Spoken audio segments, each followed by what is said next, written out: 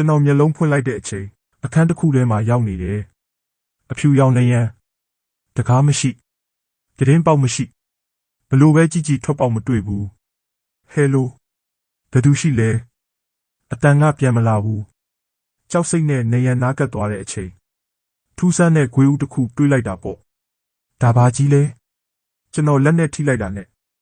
ရုတ်တရက်အခန်းတစ်ခုလုံးကနေနတ်သားလေးတွေထွက်လာတယ်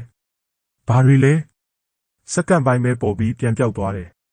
ဒါပေမဲ့နေရန်တွေပေါ်မှာဂွေးဦးအစ်စ်တွေအများကြီးကျန်ခဲ့တယ်အဲ့ဒီအချိန်မှာပဲကျွန်တော်သိလိုက်တယ်ဒီနေရာကတာမန်မဟုတ်ဘူး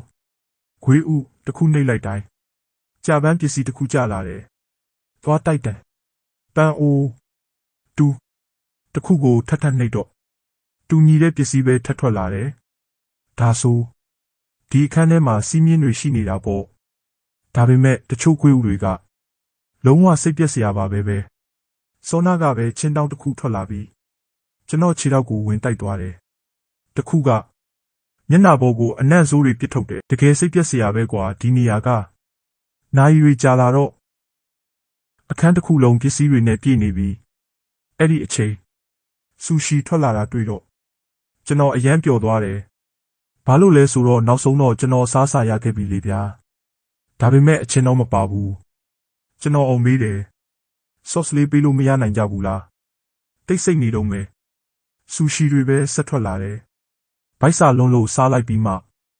နောက်ဆုံးကြံတဲ့အပိုင်းလေးစားပြီးတဲ့အချိန်ကျမှဆော့စ်တွေထွက်လာတယ်လေဟာယောင်တွေမင်းတို့ဟာကမဟုတ်တော့ဘူးကွာအဲ့ဒီနောက်သုံးသားမျက်မှန်တစုံရလာတယ်